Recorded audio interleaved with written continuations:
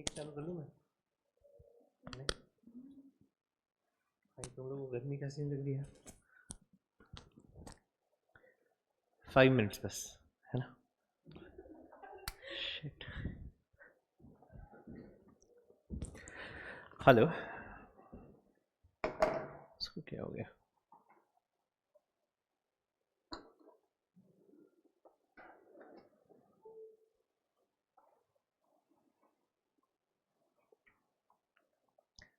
ला ला ला ला ला।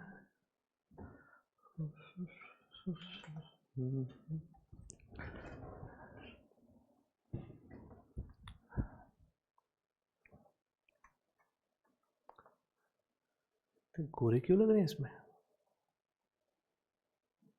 Hello,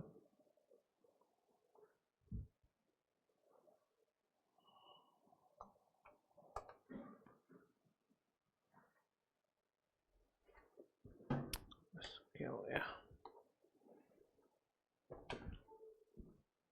आया था ना? हुफ।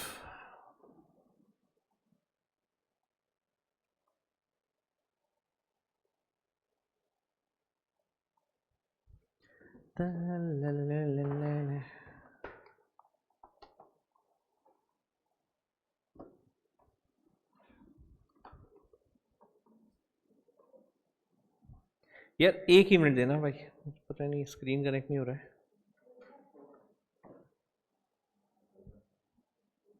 इधर क्यों नहीं हो रहा है?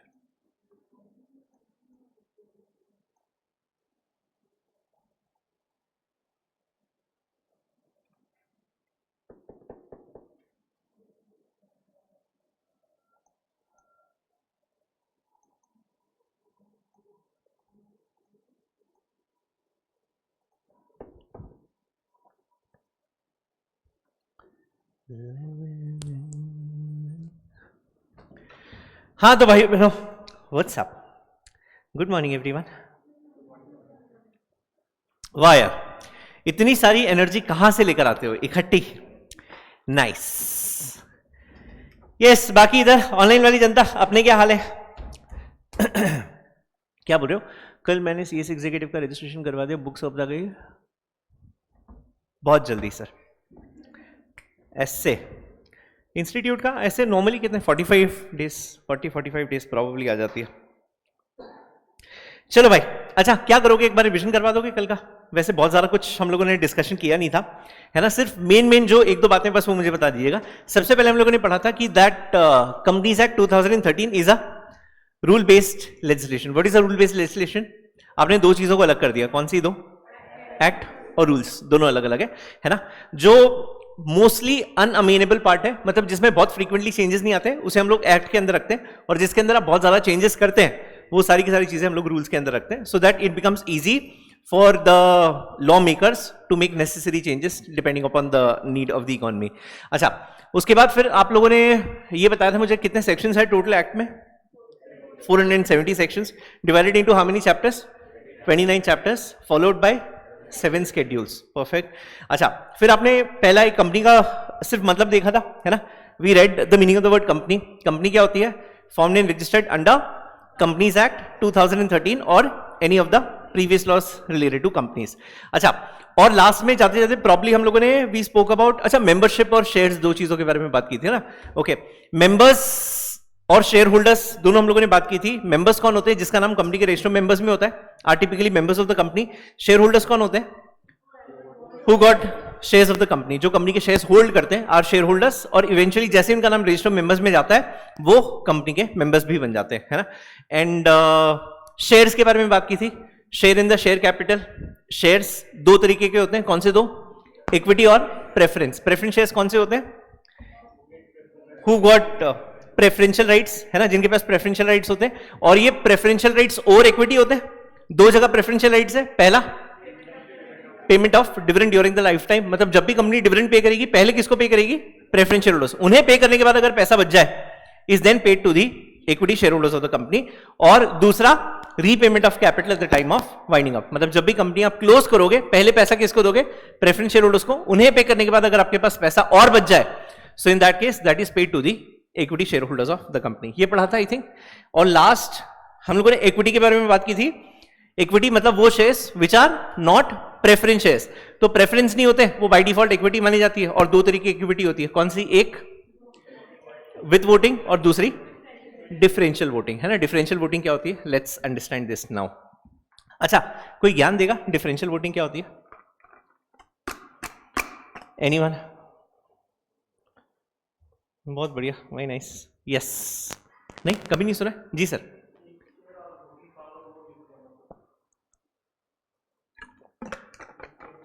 एक शेयर के ऊपर 2 वोट्स मिल जाते हैं, ओके।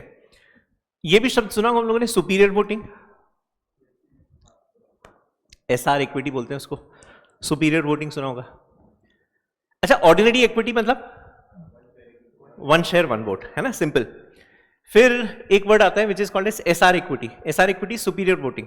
सुपीरियर वोटिंग मतलब शेयर एक है लेकिन उसके ऊपर एक से ज्यादा वोट्स हैं। अच्छा, एक से ज्यादा कितने वोट्स होंगे मिनिमम?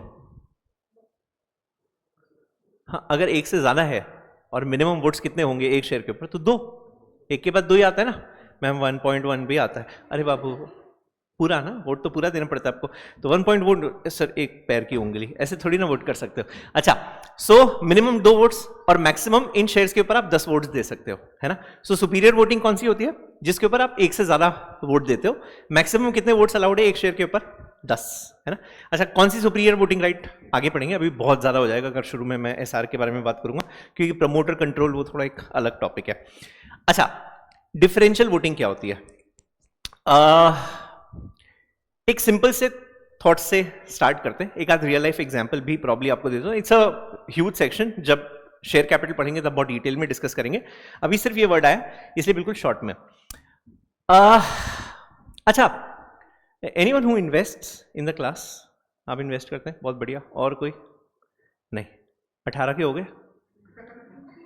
वो पहला क्वेश्चन है, डीमैट अकाउंट है, अच्छा, बट इन्वेस्ट नहीं किया कभी भी, लॉस हो गया।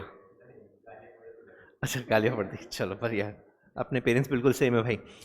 हाँ जी, तो कुछ लेटेस्ट खरीदा भाई? HL खरीद ले, खरीदा भाई, बहुत नुकसान हो गया, सॉरी यार तेरा भी बहुत नुकसान हुआ है क्या? Good, congratulations. तो we are the same bro. तो HL I think is a value buy, मैंने कल ही खरीदे बहुत सारे, बजट के पहले है, कुछ भी खरीदो सब भागेगा। True, actually true. तो या मतलब ऐसे मैं नॉर्मली इस तरीके की सेंटिमेंटल बाइंग कभी भी नहीं करता हूँ, मतलब बहुत ही इम्पल्सिव बाइंग होती है। इट इज स्टूपिड कि आप मोदी जी ने स्क्रीन पे आके बोल दिया गवर्नमेंट PSU खरीदो और लोग एड़े जैसे गवर्नमेंट PSU खरीद रहे। तो हाँ हाँ, L&T is like a forever stock, you can't miss on that stock type से। बट एनीवे, चलो हम लोग, मैं स्टॉक्स पे आ गया तो फिर ये रह जाएगा अपना। अच्छा, अब डिफरेंशियल वोटिंग क्या होता है? सी, जैसे एज अ स्मॉल, सर कौन सी कंपनी के शेयर्स खरीदे थे आप बता रहे थे अभी? लेटेस्ट कुछ खरीदा? ये लास्ट कौन सा शेयर खरीदा था? टाटा मोटर्स खरीदा, बहुत बढ़िया। कितने शेयर्स, कुछ क्वांटिटी याद है? 55 शेयर्स खरीदे, बहुत बढ़िया। यार ऑनलाइन वाली जनता, आप लोग अगर कोई शेयर्स खरीदते हो तो प्लीज जस्ट मुझे नाम बताना कि कौन से शेयर्स खरीदे। मैं कोई एनालिसिस नहीं बता रहा हूं आपको उन स्टॉक्स का, सिर्फ आप एंगेज हो पाओगे, समझ पाओगे। अच्छा, 55 शेयर्स है आपके पास टाटा मोटर्स के, 1 शेयर 1 वोट, ऑर्डिनरी इक्विटी खरीदी होगी आपने, है ना। चलो बहुत बढ़िया। अब कल से भाई का नाम क्या है? पवन। तो पवन कल ये सोचता है कि यार टाटा मोटर्स का मैनेजिंग डायरेक्टर अच्छा आदमी नहीं है, इसको बाहर निकाल देते हैं। तो ये शेयर होल्डर्स के सामने जल मीटिंग में एक प्रस्ताव रखता है, एक प्रपोजल रखता है, that I want to remove the managing director of Tata Motors, है ना। How many shares he has got? 55 shares, है ना। अभी 900,000 रुपए के आसपास, 1000 रुपए के आसपास उसका रेट है ना। सो इफेक्टिवली 55,000 रुपए के शेयर्स हैं। टाटा मोटर्स का ओवरऑल आप मार्केट कैपिटलाइजेशन वैल्यू प्रोपोजिशन देखते हो, that's nearly 4 lakh 5 lakh crore type, है ना। करीब करीब 5 लाख करोड़ की कंपनी है। 5 लाख करोड़ की कंपनी में पवन के पास कितने शेयर्स है? 55,000 रुपए के, 55,000 रुपीज के। Now with this kind of holding, है ना, आपको लगता है he can remove the managing director of the company? नहीं, छोटे शेयर होल्डर्स है, स्मॉल शेयर होल्डर्स है ना, माइनॉरिटी शेयर होल्डर्स है। मेरे पास भी शेयर्स है टाटा मोटर्स के, बहुत पुराने रखे हुए। अभी बहुत रिसेंटली मैंने 900 के आसपास I bought some 100 more shares. ये जो अपने जैसे छोटे छोटे इन्वेस्टर्स होते हैं, मुझे आपका नहीं पता, मैं मेरी बात बता रहा हूं, आप हो सकता है आप करोड़ों में खरीद लेते हो, मैं थोड़ा छोटा आदमी हूं। तो जो अपने जैसे छोटे इन्वेस्टर्स होते हैं, हम लोग एक पर्टिकुलर क्वांटिटी से ज्यादा शेयर्स नहीं खरीदते। अच्छा, वोट किया सर कभी? कभी नहीं किया, वेरी नाइस, मैंने भी कभी नहीं किया। I have been a perpetual investor since I don't know how many years, probably मैं सीएस आप ही की स्टेज पे था, एग्जीक्यूटिव कर रहा था, तब से I have been investing, and अभी मैं एग्जीक्यूटिव वालों को पढ़ा रहा हूं, I am still investing. So it's been a very very long journey with respect to equities, बहुत सालों से मैं इन्वेस्ट कर रहा हूं, but in all these years I have never voted. मैंने कभी किसी कंपनी की एजीएम में पार्टिसिपेट नहीं किया, कभी वोट नहीं किया, for a very simple reason, my vote will not matter. ये इलेक्शंस होते हैं ना तो अलग बात होती, क्योंकि वहां पर हर इंसान के पास एक ही वोट है, वहां अंबानी के पास भी एक ही वोट है, अदानी के पास भी एक ही वोट है, मेरे पास भी एक ही वोट है। लेकिन यहां पर अगर मैं किसी ऐसी कंपनी की बात करूं, मैं रिलायंस इंडस्ट्रीज की बात करूं, that is the largest company in India. Reliance industries का मार्केट कैपिटलाइजेशन आज की डेट में करीब करीब 20 लाख करोड़ का है। मतलब आप अगर कल सोचते हो कि मेरे को रिलायंस इंडस्ट्रीज खरीदनी है, all you have to spend is only 20 lakh crore. 20 lakh crore, 20 lakh crore is 2 followed by 13 zeros. ये रिलायंस इंडस्ट्रीज की प्रेजेंट वर्थ है अपने पास नहीं है। अब इतनी बड़ी होल्डिंग में मुकेश अंबानी अकेले के पास करीब करीब 11 साढ़े 11 लाख करोड़ के शेयर्स हैं। मेरे पास रिलायंस इंडस्ट्रीज के शेयर्स हैं, I have got 200 shares of Reliance, which is 3000 rupees के हिसाब से 6 लाख रुपए के शेयर्स हैं। मेरी वर्थ रिलायंस इंडस्ट्रीज में 6 लाख रुपए की। Now tomorrow can I go and tell Mukesh Ambani that you can not continue as the chairman and managing director of the company, जहां पर मुझे पता है उनके पास 12 लाख करोड़ के शेयर्स हैं और मेरे पास 6 लाख रुपए के शेयर्स हैं? कर सकते? नहीं कर सकते। बात वही है कि अपने जैसे छोटे शेयर होल्डर्स, छोटे इन्वेस्टर्स कंपनी में कुछ भी नहीं कर सकते, राइट? अपना कोई राइट ही नहीं है। अच्छा, वो आप आगे जाके पढ़ोगे जहां पे माइनॉरिटी शेयर होल्डर्स के बहुत सारे राइट्स है, ऑपरेशन मिसमैनेजमेंट। मिसमैनेजमेंट है क्या कंपनी में? नहीं ना, सब अच्छा ही चल रहा है ना, तो काहे उंगली करने का जबरदस्ती में? तो आप इन कंपनीज में कुछ नहीं कर सकते। अच्छा, अब मुझे अगर कल से कंपनी के प्रमोटर्स ये अपॉर्चुनिटी देते, जैसे आज टाटा मोटर्स का प्राइस 1000 रुपीज का है ना, नियरली 1000 रुपीज का है। अगर कल से पवन को ये अपॉर्चुनिटी मिलती कि कंपनी कहती मैं तेरे को इक्विटी ही दे रहा हूं, तेरे को इक्विटी दे रहा हूं, तेरे को तेरी थोड़ी सी वोटिंग कॉम्प्रोमाइज करनी है, बट मैं तुझे कम प्राइस पर इक्विटी दे दूंगा। अच्छा, मैंने क्या कहा, इसके पास अभी नॉर्मल अगर ऑर्डिनरी इक्विटी होती, मतलब एक शेयर के ऊपर एक वोट है, मैं इसको कह रहा हूं तेरे को एक शेयर पे एक वोट नहीं है, तेरे को 10 शेयर्स के ऊपर एक वोट है, ठीक है? तेरे पास अगर 10 शेयर्स है, मैं तेरे को 10 शेयर्स के ऊपर एक वोट दूंगा, लेकिन उसके बदले तेरा फायदा क्या है? तेरा फायदा यह है कि आज अगर टाटा मोटर्स का स्टॉक 1000 रुपए का है, मैं तेरे को यह स्टॉक 800 रुपए में दूंगा। Will you be happy buying this stock worth ₹1000 for 800 against which he is compromising his voting? Compromise क्या कर रहा है? पहले इसको 10 शेयर के ऊपर 10 वोट मिलते थे, अब इसको 10 शेयर के ऊपर एक वोट मिलेगा। Will he accept this offer? Yes. क्यों? एग्जैक्टली छोटे शेयर होल्डर्स कुछ बहुत ज्यादा कर सकते हैं क्या वोटिंग के टर्म्स में? अभी मैंने आपको 2 एग्जांपल्स दिए, कुछ कर पाएंगे हम लोग? नहीं। तो मैंने वोटिंग मेरी सैक्रिफाइस कर दी, लेकिन उसके बदले मुझे फायदा क्या मिला? शेयर्स के ऊपर 20% डिस्काउंट। 1000 रुपए की चीज मुझे कितने में मिल गई? 800 रुपए में, राइट? ये समझ में आ रहा है? Differential voting. एक होती ordinary equity, ordinary equity is 1 share 1 vote, है ना? Ordinary equity is 1 share 1 vote. Differential voting is less than 1 vote और more than 1 vote, whatever is differential voting, ठीक है? मतलब मैं एक शेयर पर एक वोट नहीं दूंगा, हो सकता है उससे ज्यादा दूं, हो सकता है उससे कम दूं। कम दूं कैसे? ब्लॉक ऑफ शेयर्स के ऊपर एक वोट दे दिया, मैंने बोला 5 शेयर्स के ऊपर एक वोट है, इज डिफरेंशियल वोटिंग। मैंने बोला 10 शेयर्स के ऊपर एक वोट है, डिफरेंशियल वोटिंग। मैंने बोला 1 शेयर के ऊपर 10 वोट्स है, डिफरेंशियल वोटिंग। अरे समझ में? सो ऑर्डिनरी वोटिंग क्या होती है? 1 शेयर 1 वोट। डिफरेंशियल वोटिंग क्या है? Which is not 1 share 1 vote, is differential voting. समझ में आ रहा है? सो इक्विटी 2 तरीके की होती है, कौन सी? एक ऑर्डिनरी इक्विटी मतलब विद वोटिंग, और दूसरी डिफरेंशियल वोटिंग। डिफरेंशियल वोटिंग मतलब एक शेयर के ऊपर एक वोट नहीं होगा, हो सकता है उससे ज्यादा हो सकता है उससे कम हो। वैसे ज्यादा वोट जब हम लोग देते हैं उसे हम लोग एसआर इक्विटी बोलते हैं, सुपीरियर वोटिंग राइट कहते हैं, इसलिए उसको मैं यहां पर बहुत ज्यादा यूज नहीं कर रहा हूं। आप सिर्फ ये ध्यान रखिएगा, more than a share but vote एक है, मतलब 3 शेयर्स के ऊपर एक वोट है, 5 शेयर्स के ऊपर एक वोट है, 15 शेयर्स के ऊपर एक वोट है, इज डिफरेंशियल वोटिंग। सिंपल, ठीक है? याद रहेगा सबको ये? ओके। सो इक्विटी शेयर्स 2 तरीके के होते हैं, कौन से 2? With voting and differential voting. और प्रेफरेंस शेयर्स की तो बहुत सारी टाइप्स है कुछ बताएंगे थोड़ा बहुत? रिडीमेबल एंड इरिडीमेबल, और convertible and non convertible, very nice. Cumulative and non cumulative, perfect. एक और रह गया,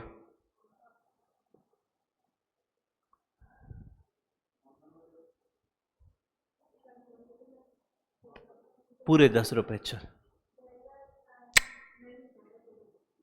एडवेंचर्स 11 रुपए नगद।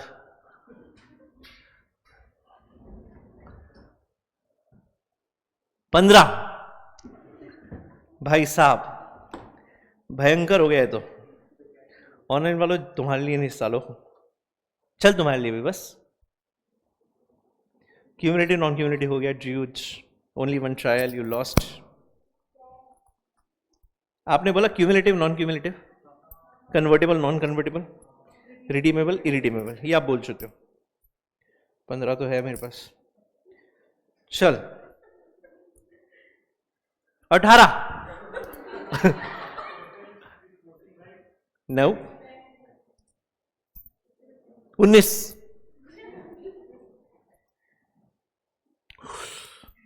पूरे 21। लो भाई जागे भाग तुम्हारे।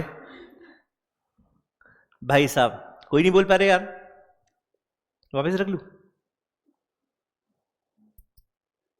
बाबा का आशीर्वाद है, रैंक पक्की है इसके साथ। जय बात, बोला लड़का। प्रथम मेरे भाई, स्क्रीन पे है क्या मेरा नंबर? शायद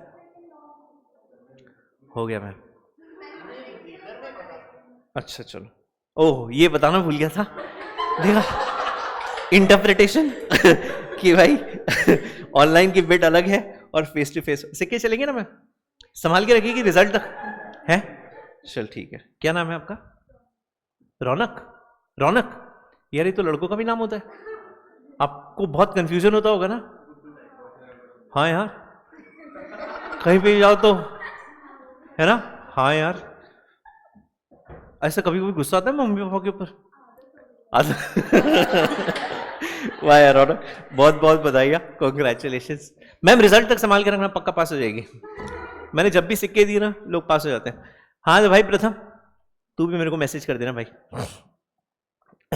नहीं नहीं सिर्फ पहले वाले को ही प्राइस मिलता है, ओके। बाकी तो तुम कॉपी करके सब लिख दोगे नीचे। हाँ जी और क्या बोल रहा है? बहुत बढ़िया। चल अच्छा अब सो शेयर्स दो तरीके के, इक्विटी विद वोटिंग और डिफरेंशियल वोटिंग। और प्रेफरेंस आपने बिल्कुल सही बताया, क्यूमुलेटिव नॉन क्यूमुलेटिव, उसके बाद कन्वर्टेबल नॉन कन्वर्टेबल, फिर redeemable irredeemable and last is participating and non participating, है ना। इसके बारे में अब थोड़ा हम लोग आगे डिटेल में चर्चा करेंगे कि क्या क्या फीचर्स होते हैं, क्लासिफिकेशन होता है। और क्या बोल रहे हो कि इस बुक में 2 बार क्वेश्चन है, दोनों आंसर। यस मैम मैं आई एम फुली अवेयर, है ना। वो जो एमडी वाला क्वेश्चन है कि 50% उसने पेमेंट कर दिया और 50% उसको लोन में कन्वर्ट कर दिया, है ना, whether that would amount to loan to a director और नॉट, है ना। एक बार आप चेक करना मॉड्यूल, उसमें ना दोनों तरीके से केसेस दिए, इसलिए मैंने दोनों आंसर्स लगाए। सो आप कोई सा भी व्यू अडॉप्ट करो, it's absolutely fine, which is why you will find 2 answers. अगर आप करंट बैच के हो ना, मैंने शायद ये बताया भी था, बट आई डोंट नो आप कौन सी बैच के, मेरे को भी आइडिया नहीं है। But check the module, you got cases from both the sides, which is why there are 2 answers to that. ठीक है, कोई सा भी लिख दो, it's fine.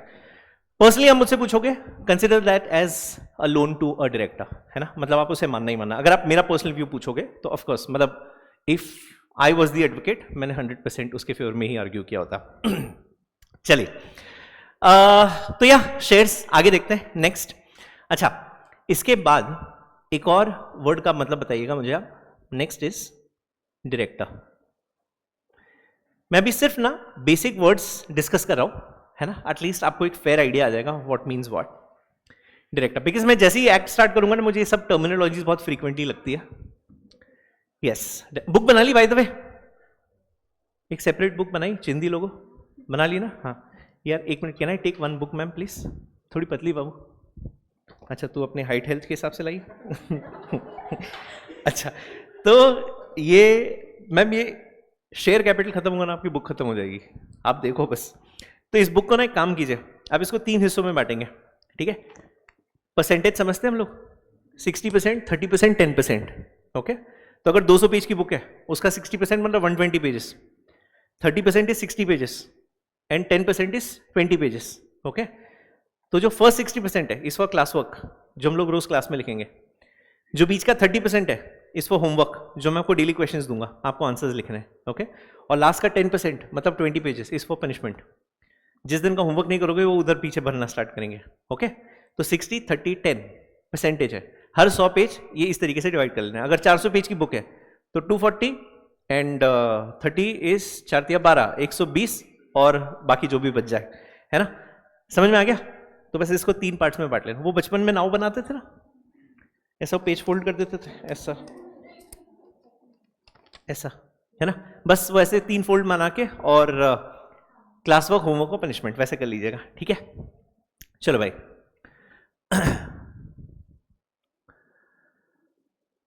Okay, self study करो जो बुक ऑर्डर किया। Okay ma'am,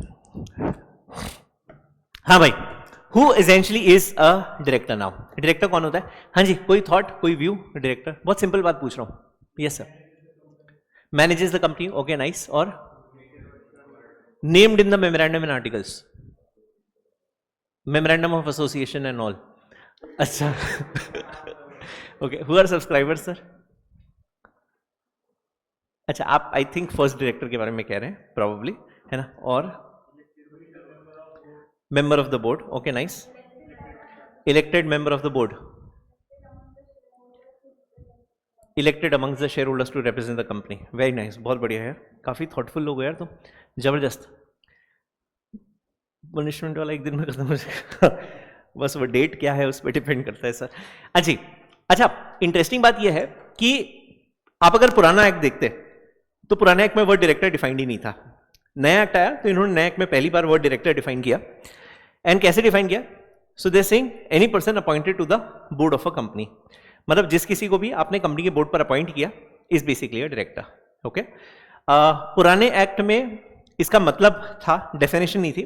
it would say a person occupying the position of a director by what ever name called, ये पुराने एक्ट में था।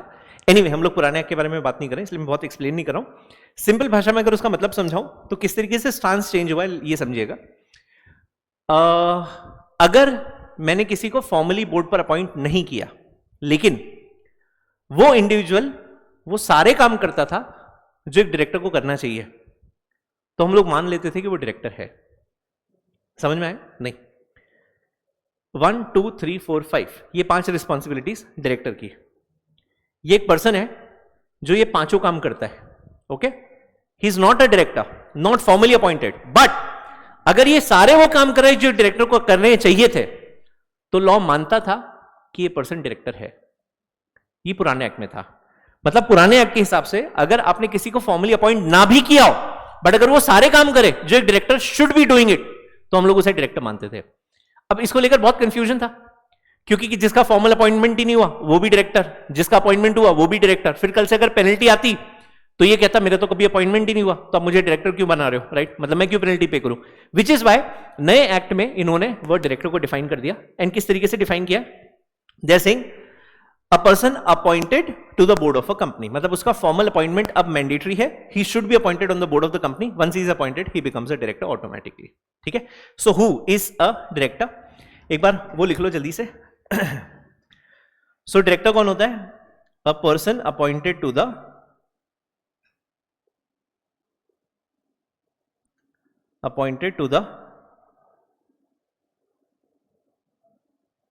board of a company.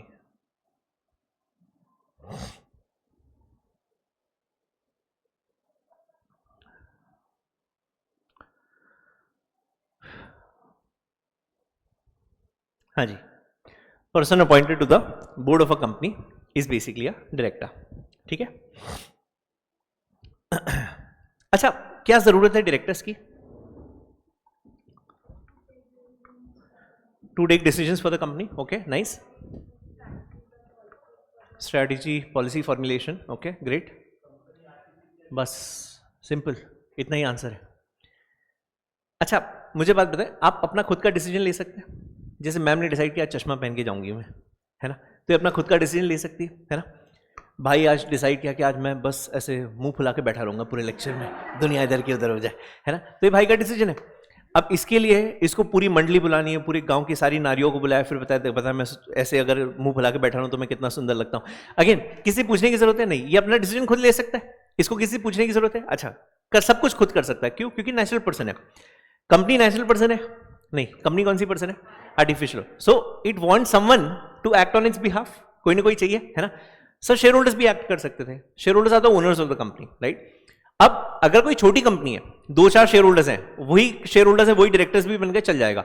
अगर कोई ऐसी कंपनी है जिसके 25-30-40 लाख शेयर होल्डर्स है, Tata Steel 40 lakh share holders है, Yes Bank nearly 45 lakh share holders है। अब अगर ऐसी कोई कंपनी है 40-40 लाख शेयर होल्डर्स है, तो अगर 40 लाख डायरेक्टर्स बन गए, आपको लगता है कंपनी चल सकती है? सवाल ही नहीं। अभी अगर मैं सिर्फ एक छोटी सी क्लू छोड़ दूं इस क्लास में कि यार मैं पार्टी दे रहा हूं, आप बताओ क्या खाओगे? जितने लोग हैं ना, सब अलग अलग अलग ऑप्शन बताएंगे, right from misal pav to hamburgers to burgers to pizza to pasta to Sukanta की thali to all side of bull scrap. आप सब कुछ बोल दोगे लेकिन एक यूनानिमस आंसर पर नहीं आओगे, राइट। तो एक छोटा सा मैंने अगर क्लू दे दिया आपको कि अगर मुझे पार्टी देनी तो बताओ मैं क्या मंगवाऊं, तो आपके सतरंगी आंसर्स आएंगे। आपको लगता है 40 लाख लोग मिलकर एक कंपनी चला सकते हैं? प्रैक्टिकली पॉसिबल नहीं था। विच इज वाई उस कंपनी को चलाने के लिए they wanted some natural persons, right, and representatives जो उन शेयर होल्डर्स के इंटरेस्ट को रिप्रेजेंट कर सके। Which is why you have the institution of directors in case of a company, जो कहीं और नहीं है, सिर्फ और सिर्फ आर्टिफिशियल पर्संस के केस में होती है, बॉडी कॉर्पोरेट के केस में होती है, इस टिपिकली अ डायरेक्टर। अच्छा, इससे एक चीज क्लियर हो गई कि डायरेक्टर कौन बन सकता है? Share holders, a natural person. Director कौन बन सकता है? सिर्फ और सिर्फ कोई नेचुरल पर्सन, है ना। कोई और बन सकता है? नहीं। एक कंपनी की डायरेक्टर नहीं बन सकती? नहीं ना, कंपनी तो आर्टिफिशियल है, इसीलिए तो नेचुरल की जरूरत लगी अपने को। So only a natural person. जो भी डायरेक्टर बनना चाहे किसी कंपनी में, इसके पास एक नंबर होना चाहिए, and this number is called as DIN, है ना। डिन इज डायरेक्टर्स आइडेंटिफिकेशन नंबर, है ना। इसके पास डिन कंपल्सरीली होना ही चाहिए, डायरेक्टर्स आइडेंटिफिकेशन नंबर। डन। अच्छा, नाउ नेक्स्ट एक और वर्ड देखिएगा, which is called as resolution. ये बहुत इंपॉर्टेंट है समझने के लिए।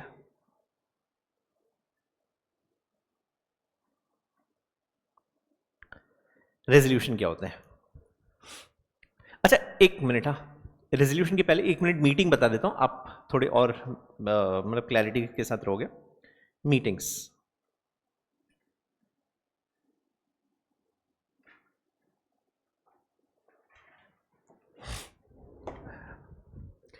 अब सी कंपनी का जो ओवरऑल इंस्टीट्यूशन है, इसमें ना 3 लोग बहुत इंपॉर्टेंट होते हैं। एक जिसे हम लोग कहते हैं प्रमोटर।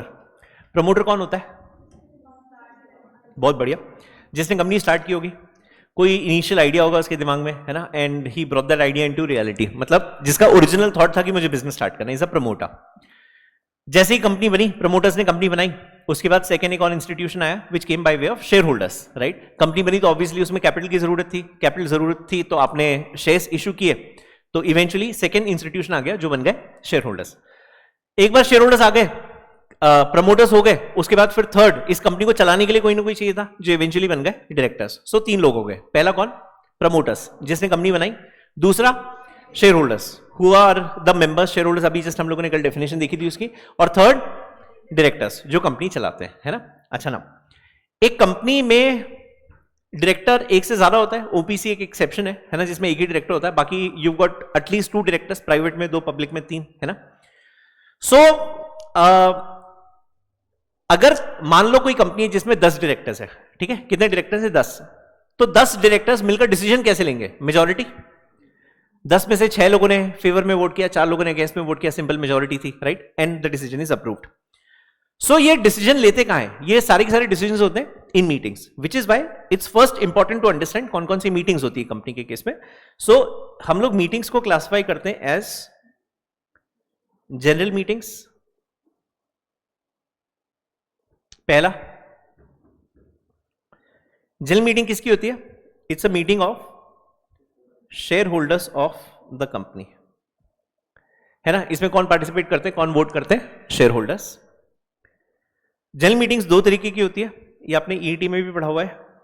एक होती है एजीएम, एक होती है EGM, annual general meeting and extraordinary general meeting.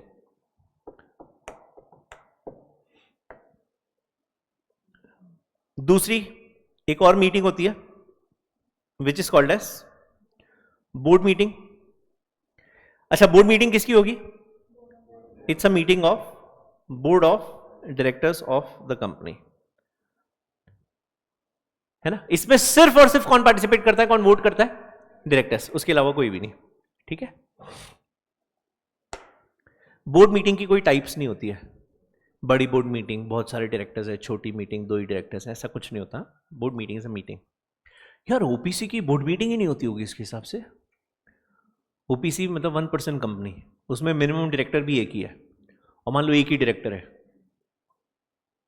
तो एक डायरेक्टर मीटिंग करता है अकेले, उनकी जनरल मीटिंग होती है। OPC is 1% company.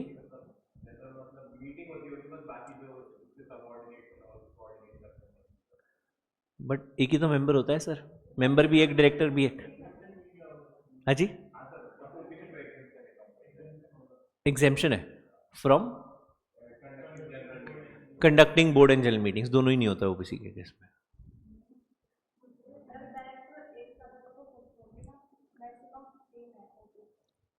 अच्छा, मैक्सिमम 15 डायरेक्टर्स हैं और एक ही है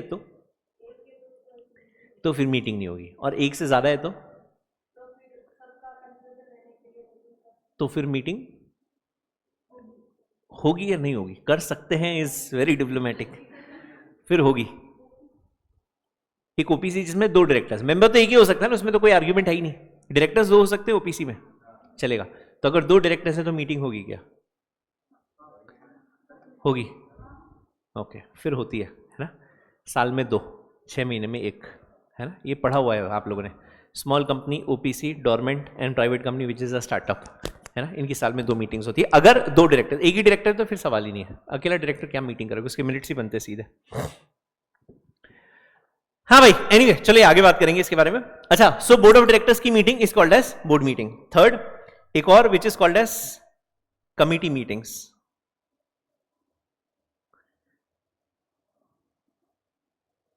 ये कमिटी मीटिंग्स हम लोग आगे पढ़ेंगे चैप्टर 15 में।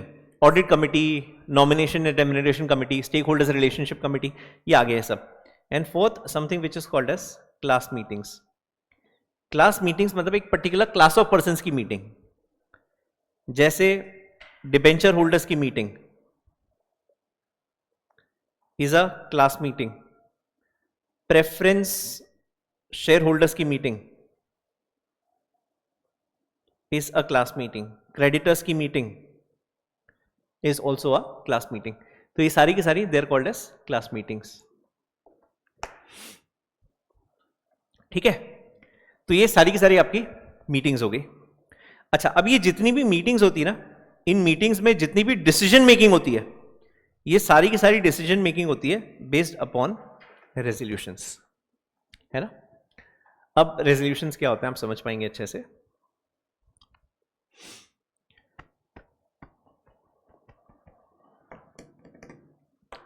चलिए, अच्छा, रेजोल्यूशन क्या होता है? Resolution is nothing but a collective decision of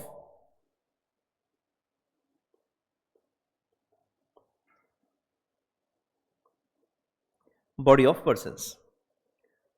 its a collective decision.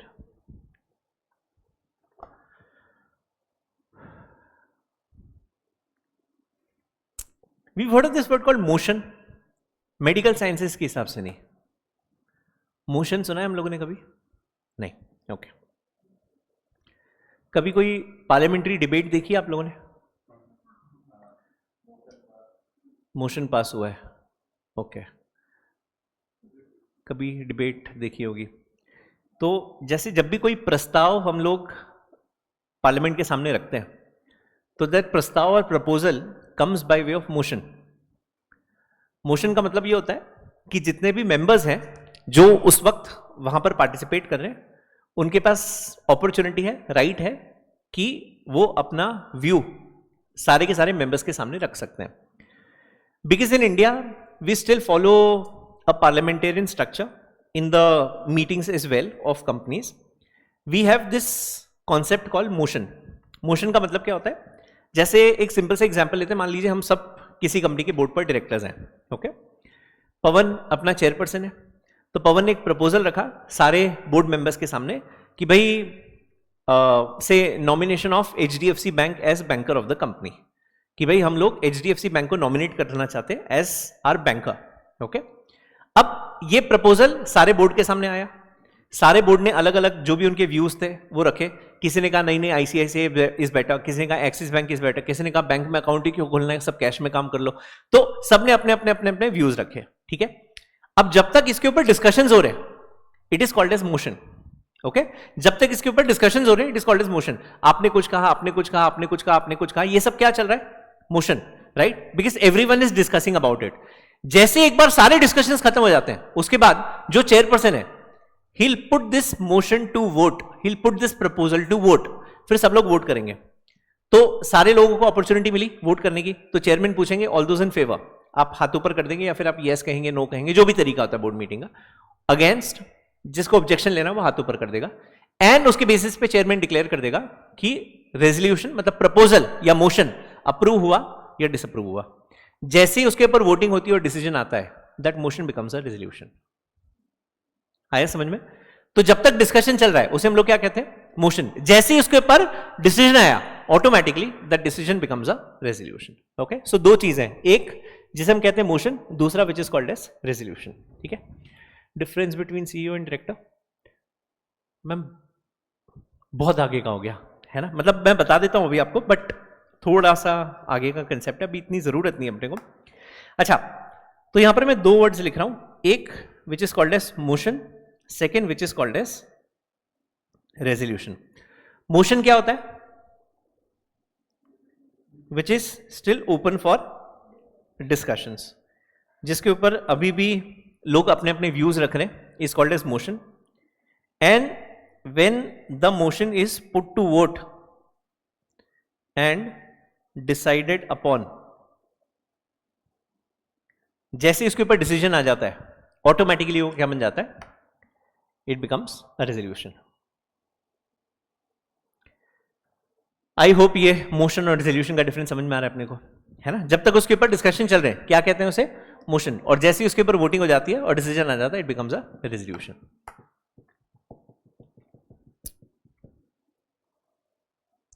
अच्छा, अब डिपेंडिंग अपॉन द मीटिंग, हम लोगों ने अभी जस्ट पढ़ा था, एक पढ़ा था बोर्ड मीटिंग,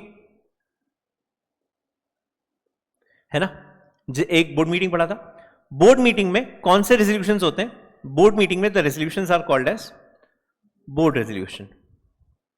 मतलब जो भी डिसीजन बोर्ड ऑफ डायरेक्टर्स लेते हैं उसे आप कहते हैं बोर्ड रेजोल्यूशन। ओके, जब आप बात करें जनरल मीटिंग के बारे में,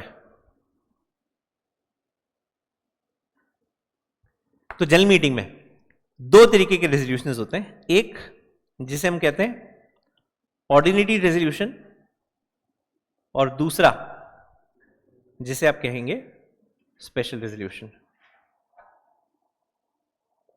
ठीक है, एक ऑर्डिनरी है और दूसरा स्पेशल।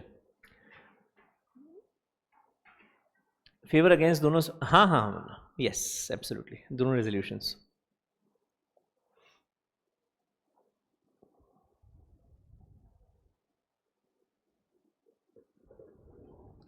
ठीक है, एक हो गया ऑर्डिनरी, दूसरा हो गया स्पेशल।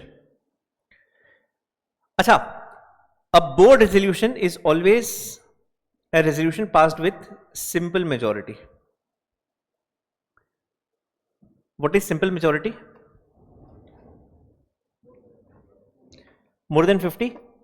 अच्छा, बोर्ड मीटिंग में क्या होता है? हर डायरेक्टर के पास एक वोट होता है ना, हर डायरेक्टर के पास बाय डिफॉल्ट एक वोट होता है। वो कास्टिंग वोट एक अलग चीज है, अगेन अभी उसकी जरूरत नहीं है, बहुत आगे का प्रोविजन है वो भी।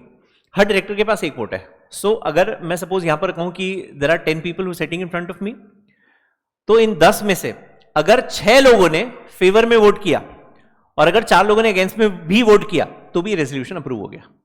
हर डायरेक्टर के पास एक वोट है ना। इसमें मेरी हाइट कितनी है, मेरा वेट कितना है, मेरे पास दिमाग कितना है, ये सब मैटर नहीं करता, सबके पास बाय डिफॉल्ट एक वोट है। If you are a director, by default board meeting में एक वोट है। ठीक है, सो बोर्ड मीटिंग में जो भी बोर्ड रेजोल्यूशंस बनते हैं वो सब बनते हैं सिंपल मेजॉरिटी से। Now there is something which is called as a unanimous resolution.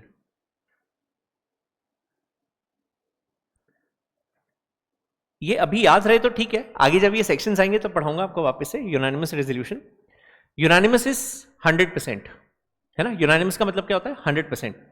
अच्छा मुझे एक बात बताएं,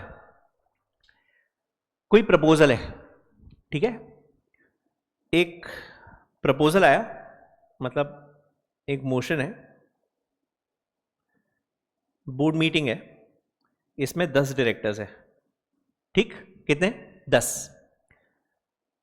10 में से, मतलब पूरे बोर्ड पर कंपनी के 10 डायरेक्टर्स थे, 10 में से प्रेजेंट है 8, आए कितने उस दिन मीटिंग में? 8, 2 लोग एब्सेंट है, ओके। जिन लोगों ने वोट किया वो है 6, ठीक। टोटल कितने हैं कंपनी के बोर्ड पर? 10। उसमें से प्रेजेंट कितने किसी बोर्ड मीटिंग में? 8। और वोट कितने लोगों ने किया? 6। 2 ने वोट ही नहीं किया, एब्सटेन्ड फ्रॉम वोटिंग बोलते हैं हम लोग इन्हें। इन्होंने ना ही फेवर में कहा ना ही अगेंस्ट में कहा, न्यूट्रल थे, वोट ही नहीं किया। अब मुझे एक बात बताएं, अगर मैं आपको कहूं कि tell me whether the resolution is approved और नॉट, कितने directors should have voted in favour? Is it 4? Is it 3? Is it 5? Is it 6? Is it 8? Or is it 10? हाँ जी, नहीं आप बताओ, मेरे को तो पता नहीं। हाँ बस मैं बोल रहा हूँ बोर्ड रेजोल्यूशन यूनानिमस नहीं है, यूनानिमस इज डिफरेंट, वो बाद में बताता हूँ। अगर आप कहो कि बोर्ड मीटिंग में रेजोल्यूशन अप्रूव हो गया तो कितने लोगों ने फेवर में वोट किया है? Minimum 5, okay nice. और हाँ जी, हाँ भाई इधर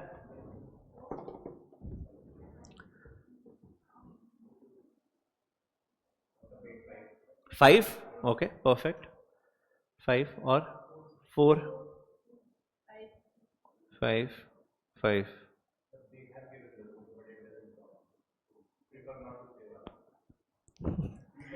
नहीं नहीं, नोटा नहीं है ये नोटा इज डिफरेंट, ओके। 4, 6, ठीक है।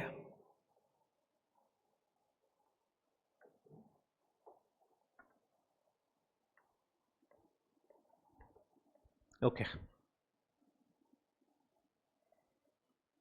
4। जब भी आप वोटिंग काउंट करते हो, you always count those who are present and voted. Present थे बट वोट नहीं किया, we don't count them, okay. So 10 total थे, आए कितने? 8, लेकिन 2 लोगों ने वोट ही नहीं किया, तो वोट कितने लोगों ने किया? 6। तो सारे कैलकुलेशन करोगे आप 6। तो मेजॉरिटी हमेशा किसकी देखते हैं? Of those who are present and voted, है ना। तो बस यहां पर ये याद रखिएगा कि सिंपल मेजॉरिटी हमेशा किसकी देखी जाती है? Of those who are present and voted, which is 4, है ना। 6 का मेजॉरिटी इज 4। डन है? क्लियर है?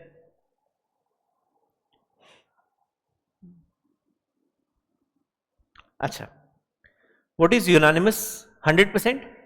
अब यहां अगर मैं बोलूं सेम सिचुएशन, 10 टोटल है, 8 आए, 6 ने वोट किया, what is unanimous resolution here? 6। सारा काउंट किस पर करोगे अब आप? 6 पर, बाकी आप कंसिडर भी मत करना, ठीक है। आगे समझ में? ओके नेक्स्ट, जनरल मीटिंग में 2 तरीके, you want to write this, ये लिख लिया आप लोगों ने? अच्छा, एक थंब रूल बना लेना, जो स्क्रीन पे है ना वो आपकी बुक्स में होना चाहिए, ओके। देखो ये जो मैं यहां पर लिखता हूं ना थियोरी, रेजोल्यूशन क्या होता है, board meeting, general meeting, trust me by the time 20% of my portion is over, आपको ये सब उंगलियों पे होगा। आज आपको ऐसा लग रहा है कि बहुत सारी चीजें, बट ये बहुत बेसिक बातें हैं, मतलब ये बहुत स्टूपिड है।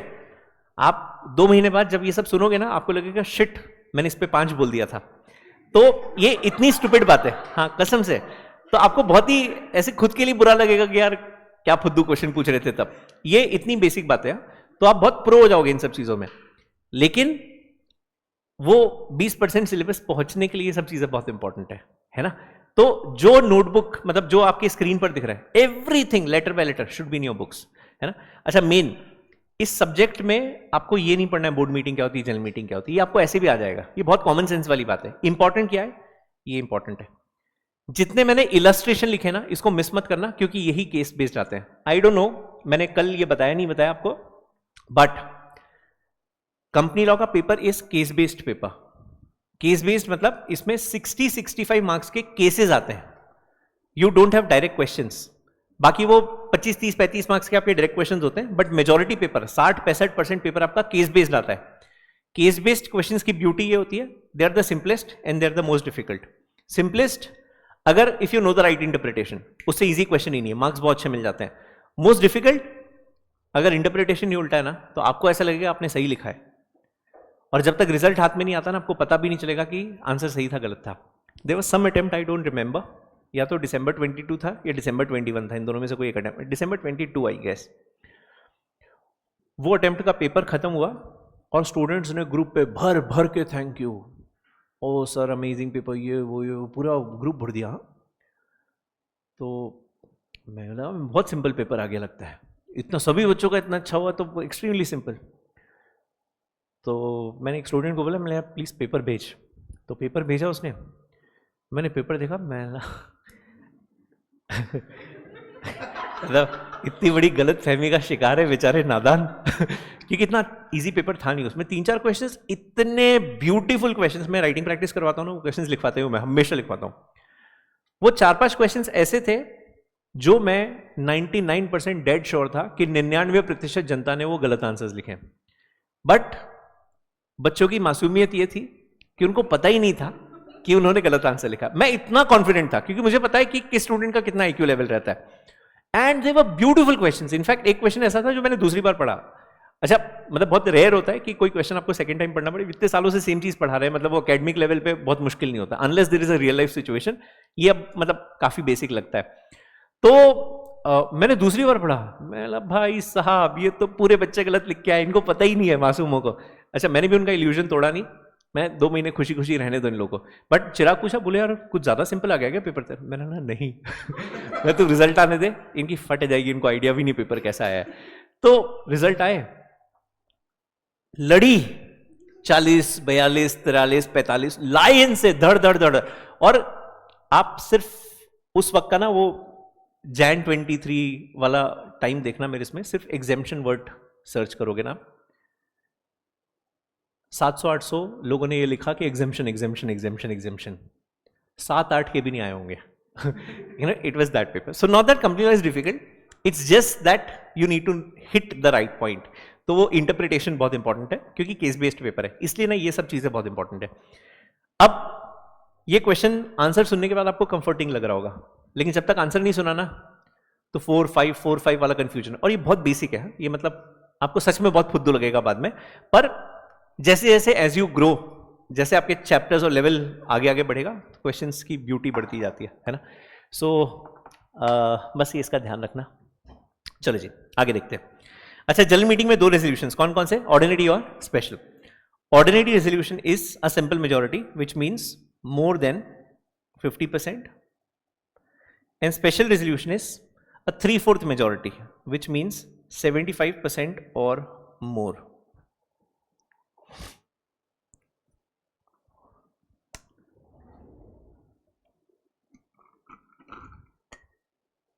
Simple majority how 4? मैम 6 का simple majority is 4 क्योंकि 6 का 50% is 3। 3.25 हो नहीं सकता कोई डायरेक्टर, है ना, कि उसका कद छोटा है तो इसको अपन एक डायरेक्टर मान लेते हैं, ऐसा नहीं ना। तो उसके बाद नेक्स्ट नंबर 4 ही आता है।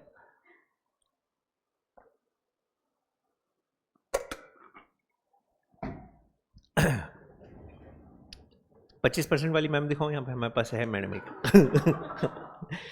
मैम वजन कितना है? 22 किलो। वेट 34 तो नहीं होगा। 34 kgs 30?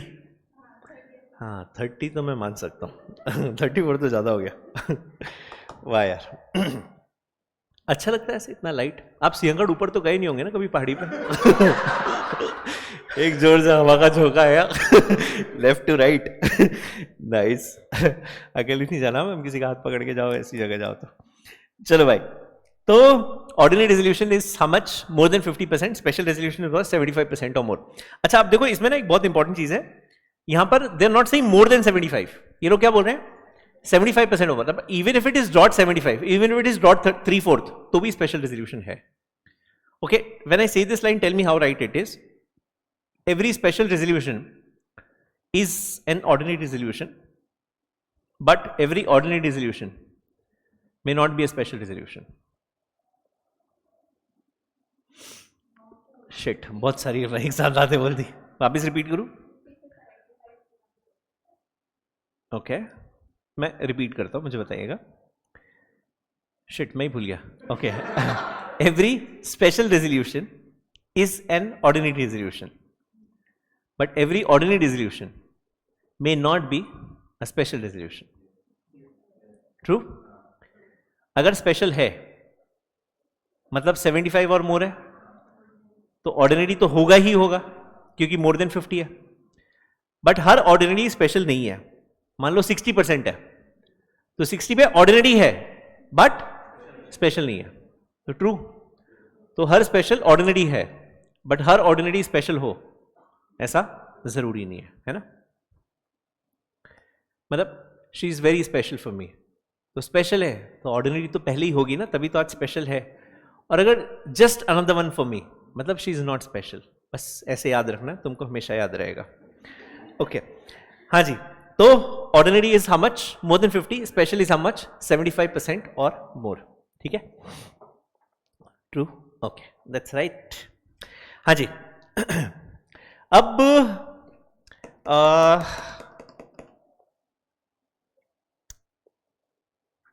ठीक है, बताइए सर।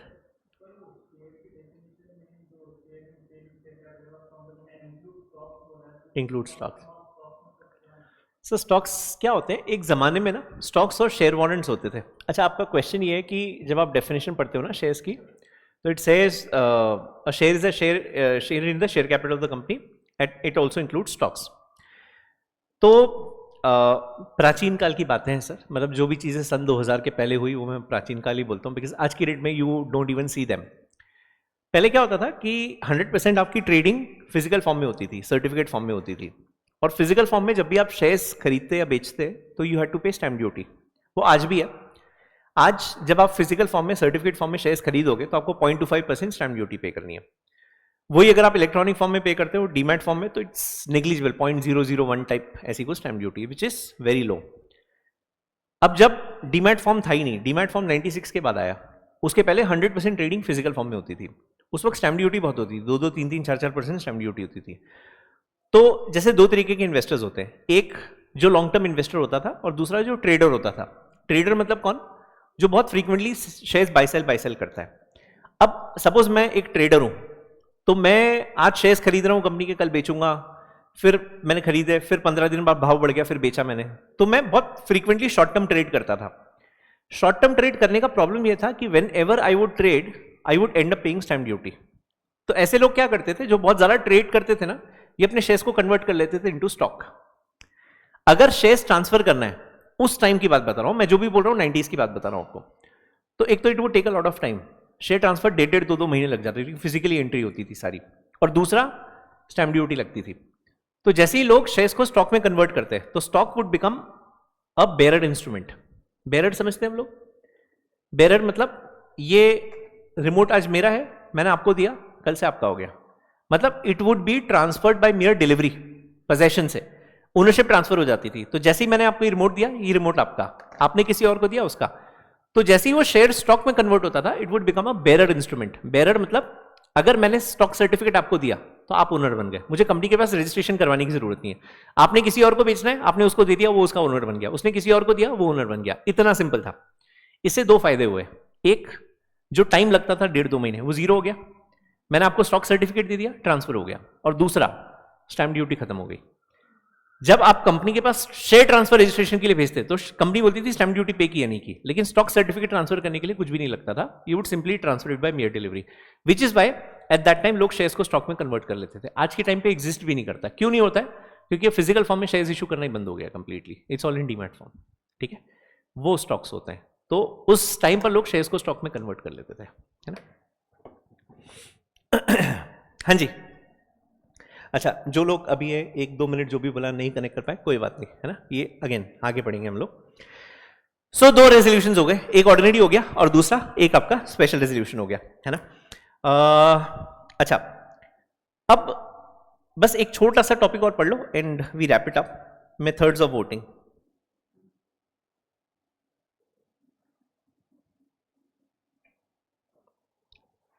मेथड्स ऑफ वोटिंग, कौन कौन से मेथड्स ऑफ वोटिंग होते हैं? एक जिसे हम कहते हैं शो ऑफ हैंड्स, दूसरा जिसे आप कहते हैं पोल, तीसरा जिसे आप कहते हैं ई वोटिंग, चौथा जिसे आप कहते हैं पोस्टल बैलेट।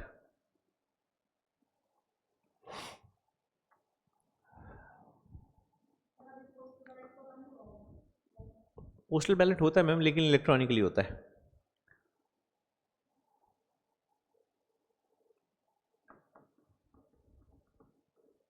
अभी कल ही शायद किसी कंपनी का नोटिस आया था, दिखाऊं क्या?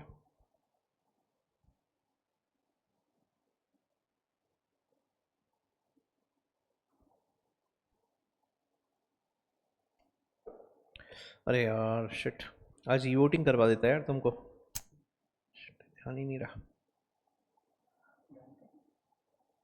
भाई। शेयर होल्डर हूं मैं इसका, जबरदस्त कंपनी भाई, खरीद ले, कॉन्डम बनाती है और भी बहुत सारी चीज़ें बनाती है मतलब, लेकिन ये लोग इसीलिए जानते हैं इस कंपनी के बारे में। अच्छा, ये पोस्टल बैलेट का नोटिस ऊपर देख पा रहे हो आप, सब्जेक्ट, ये मैं जूम नहीं कर पाऊंगा इसको, एक मिनट, यहाँ पे सब्जेक्ट होगा शायद, ऊपर एकदम टॉप पे दिख रहा है, e voting for Mankind pharma limited postal ballot even 128572। सो वो इवन इज शेयर होल्डर का जो नंबर होता है, वो तो मेरा वो इवन ऑड होता है ना, तो मेरा इवन उसमें, तो ये पोस्टल बैलेट है। तो आजकल पोस्टल बैलेट भी इलेक्ट्रॉनिक होता है, तो ऐसा नहीं कि पोस्टल बैलेट चला गया बस वो इलेक्ट्रॉनिक होता है। 13th चैप्टर, बहुत आगे, 2-2.5 महीने के बाद। हाँ, स्टॉक के टर्म्स में बोल रहे हैं भाई, इट्स अ ब्लाइंड शॉट। 2100-2200 के आसपास होगा अभी। मैंने तो आईपीओ के टाइम अप्लाई किया था, तब आई गॉट सम अलॉटमेंट, उसके बाद मैंने ओपन मार्केट से और खरीदे शेयर्स। ब्रिलियंट चीज़ है, मतलब by it and forget it.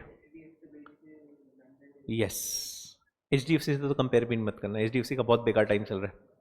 मैं 2 साल से I have been stuck at the same price, वो 1500-1600 के रेंज बाउंड हो गया, साला ऊपर भी नहीं जा रहा, नीचे भी नहीं हो रहा है। नीचे जाए तो मैं और खरीद लूँ, बट कुछ मूवमेंट ही नहीं है उसमें। सो मतलब at this moment SBI Mankind pharma is like for ever favourite. ये तो मैं, जब मेरे को थोड़े बहुत पैसे बच जाते हैं कि आज इस मंथली सैलरी में थोड़े बहुत सेविंग कर पाया, आए भाई, तो ये एकदम ब्लाइंड शॉट है। एंड फार्मास्यूटिकल है यार, मतलब कोविड के टाइम भी यही चल रहे थे, बाकी सब गोस हो गए थे साले। हाँ जी, चलो। सो पहला show of hands. Show of hands simply chairman general meeting में पूछते हैं ऑल दोज इन फेवर, आप हाथ ऊपर कर दो, ऑल दोज अगेंस्ट हाथ ऊपर कर दो। दोनों में हाथ ऊपर मत करना, नहीं तो वोट ही कैंसिल हो जाता है ना। और दोनों हाथ ऊपर भी नहीं करना है तो भी वोट कैंसिल हो जाता है, ऐसे भी नहीं करना है तो भी कैंसिल हो जाता है ना। So show of hands is simply raise your hand, that is first method of voting, ठीक है। दूसरा which is called as poll. Poll मतलब क्या होता है, हम सभी मेंबर्स को पोलिंग पेपर मिलता है। पोलिंग पेपर मतलब एक बैलेट पेपर होता है, वोटिंग पेपर होता है। क्या हुआ? ओह हाँ, ये आंख मार रहा है कि टाइम हो गया। So second is polling paper, सभी मेंबर्स को पोलिंग पेपर मिलते हैं, आप वो पेपर फिल करो और उसके बेसिस पर आप वोट कर देते हो, है ना। इस second method vote. E voting is घर बैठे बैठे वोटिंग। ईमेल, अभी जस्ट आपको जो दिखाया वो ईमेल था, ईमेल पर लिंक आता है, लिंक पर हिट करो और आज से रिलायंस इंडस्ट्रीज का ई वोटिंग स्टार्ट हुआ। एक्चुअली मेरे दिमाग से उतर गया, नहीं तो मैं ई वोटिंग करवाता। खैर अगले इलेक्शन में करवाता हूं आपको ई वोट कैसे करते हैं। सो ई वोटिंग है कि आपको मीटिंग फिजिकली अटेंड करने की जरूरत नहीं है, आप घर बैठे बैठे वोट कर सकते हो। And fourth is postal ballot, voting by post. Postal is by post, मतलब आपके पास बाय पोस्ट, बैलेट मतलब वोटिंग पेपर, तो बाय पोस्ट वोटिंग पेपर आता है, आप उसको फिल करके वापस कंपनी के पास भेज दो। बट आज की डेट में फिजिकल नहीं होता है, even this is done electronically, मतलब ईमेल पर ही आता है और ईमेल के थ्रू ही आप वोट कर देते हो। सर की फेवरेट यस बैंक, बस यार वो यस नाम है इसलिए मैं थोड़ा पजेसिव में बैंक नहीं तो बहुत भयंकर लुटा हूँ यस बैंक में, तो इतना लॉस हो गया ना उसमें, और 10 साल में कवर नहीं कर पाऊंगा, आई एम वेरी श्योर।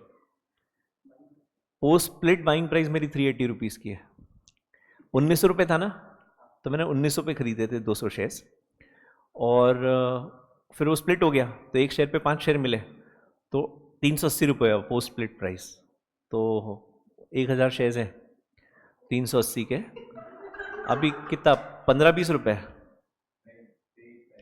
23 रुपये, 23-24 रुपये, और 380 की मांग है मेरी, तो 99.4% डिस्काउंट पे है 0.6% वैल्यू बची हुई है वो बहुत भयंकर लॉस है यार उससे तो। चलो एनीवे, तो भाइयों बहनों ऑनलाइन वाली धंधा 2 दिन अपने को यूट्यूब पे था, है ना, सो ये 2 दिन हो गए, इसके बाद अब सीधे आगे आपके जो भी लेक्चर्स होंगे we'll do it on the app only.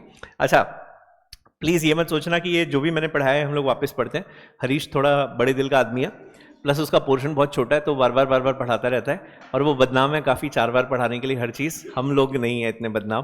तो हम लोगों ने आज मेथड ऑफ वोटिंग यहाँ पे खत्म किया, इसी के आगे we'll continue with the discussion. So in case अगर आपने लेक्चर नहीं किया है तो प्लीज़ स्टार्ट से सब कुछ देख लेना, लास्ट का पार्ट देखने के बजाय, है ना। कितने दिन बताया था हरीश ने अभी, आज के 21-22 ना, सो नॉर्मली 1-2 दिन हम लोग देते हैं बिकॉज वो 25 से ना, हाँ, सो 25 से स्टार्ट करेंगे बिकॉज आप लोगों के वो ऐप के असाइनमेंट जो फेस टू फेस है आप लोगों का कंसर्न नहीं है, बट जो भी ऑनलाइन क्लासेस करते हैं उनका वो ऐप अलॉटमेंट वगैरह वो सब रहता है, which is why we give 2 days, और 25 से आप रेगुलर क्लासेस हम लोग स्टार्ट करेंगे, है 25 से ना करेंगे, 3-4 तक तो करेंगे ही करेंगे यार, 3-4 देखते हैं मतलब कैसा टॉपिक खत्म होता है उसके हिसाब से, है ना। चलो thank you so much, God bless, have a great day, take care, bye.